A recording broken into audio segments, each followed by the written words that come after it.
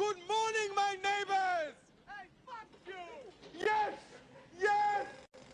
Fuck you too!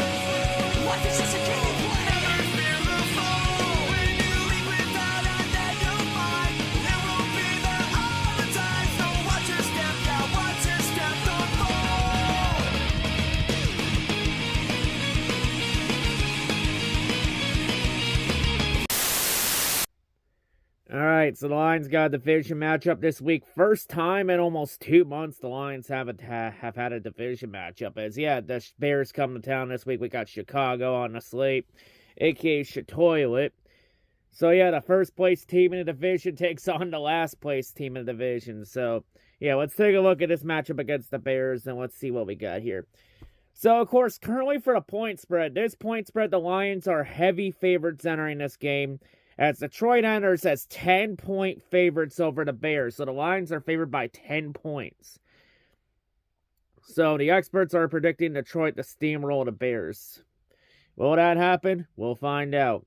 But yeah, of course, Chicago, they lead the all-time series over Detroit 104-77-5. However, Detroit swept the Bears last year. So, yeah, there's that. Of course, this year, Chicago, they're 1-4 on the road this year, while Detroit is 3-1 at home this year. So, of course, on offense for a QB, the last month or so, they've been having Tyson Bagent in at QB, since Justin Fields has been out the last month and has been questionable with a thumb injury. But there have been a lot of reports saying that Fields is expected to play this Sunday against Detroit. So, yeah, expect Justin Fields to get the nod at QB1 for the Bears, since Bagent hasn't really been all that either, outside of like 2 wins against the Raiders and the Panthers, which the Bears barely won that game against the Panthers. Of course, at running back, well, they're without Khalil Herbert as he's on the IR with an ankle injury, but they do got Deontay Foreman and Roscoe Johnson there for the running back core. Receiving core, you got names like DJ Moore, who's the best player on the Bears easily. But when he's the best player on the Bears, that's probably not a good sign, especially it's his first season with the team. You also got Darnell Mooney, you got Tyler Scott, you got the inferior St. Brown and Equanimous. I say Equanimous. When you're done with Shatoilet, when you're done losing Shatoilet and you feel like that playing for the Bears is no longer fun, I think we can make room for you here in Detroit. Like, if you get tired of losing Detroit in Chicago and want to come to a winning team, you're more than welcome to come to Detroit. We can handle 2 St. Browns here. I mean, we can handle 2 fucking Campbells, and Dan Campbell and Jack Campbell. I think we can handle 2 St. Browns on the team. I think we can handle you and Amon-Ra, even though Amon-Ra is easily, without a doubt, the better St. Brown brother. Until the third one comes in the league, then we'll see for sure.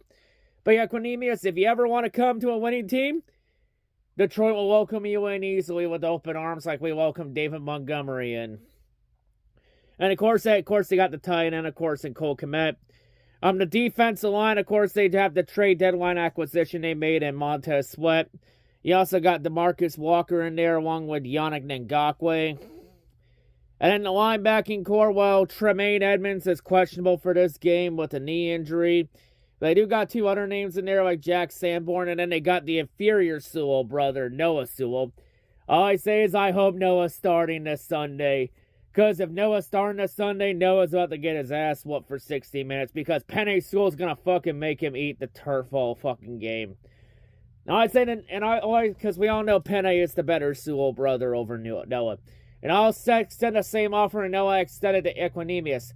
Noah, when you're done with your tournament and you feel like playing for the Bears is no longer fun, and you want to come to a winning team, Detroit will welcome you in with open arms.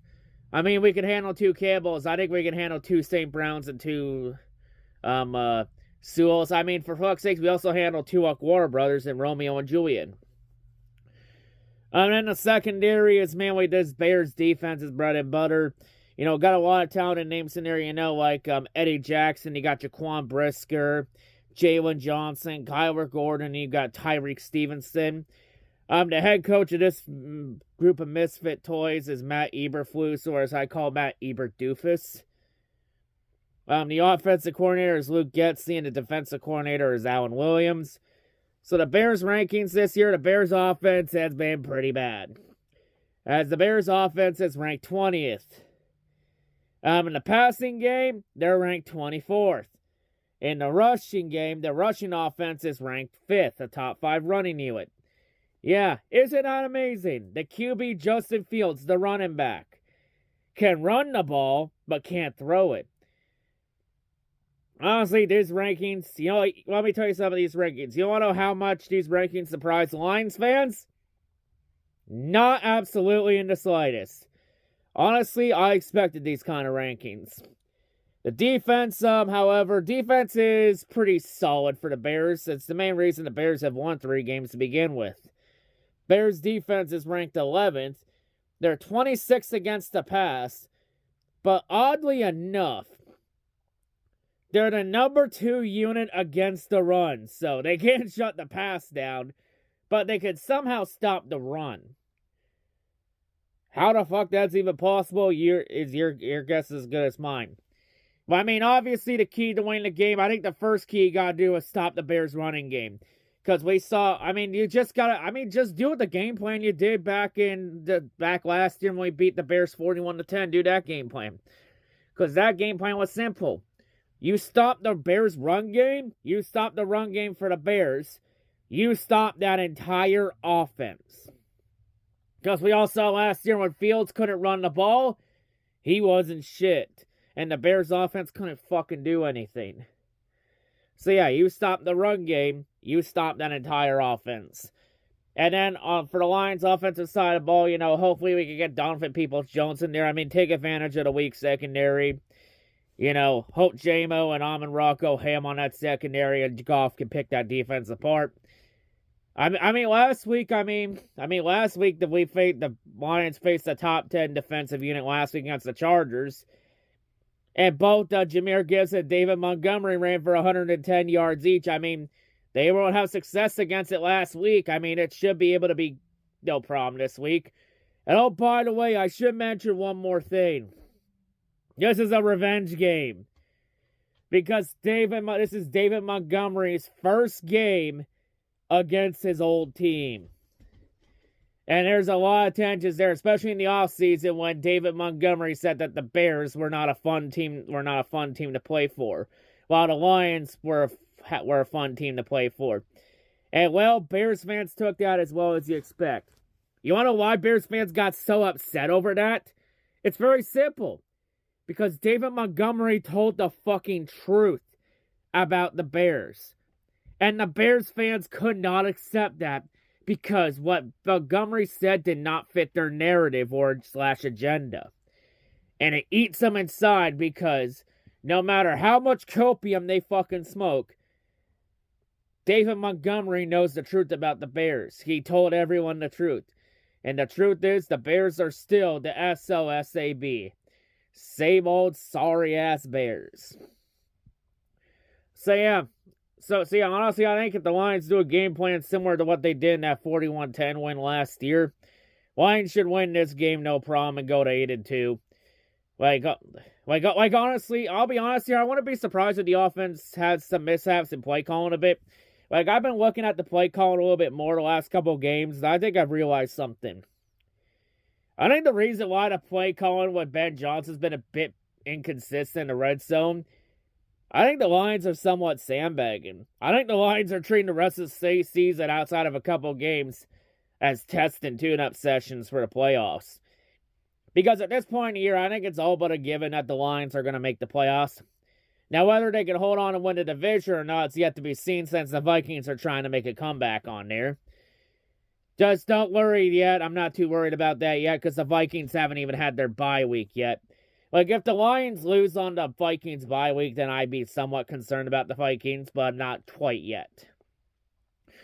We'll revisit that in a couple weeks. But yeah, from here on out, I think the Lions are just treating every game as a test and tune-up session for the playoffs, trying some stuff out to see what they could try in the playoffs and what they should not try in the playoffs. Try and get some experience because, all you gotta do is make the playoffs. Like, if you make the playoffs, you have a chance. Anything's possible. It's a fresh reset.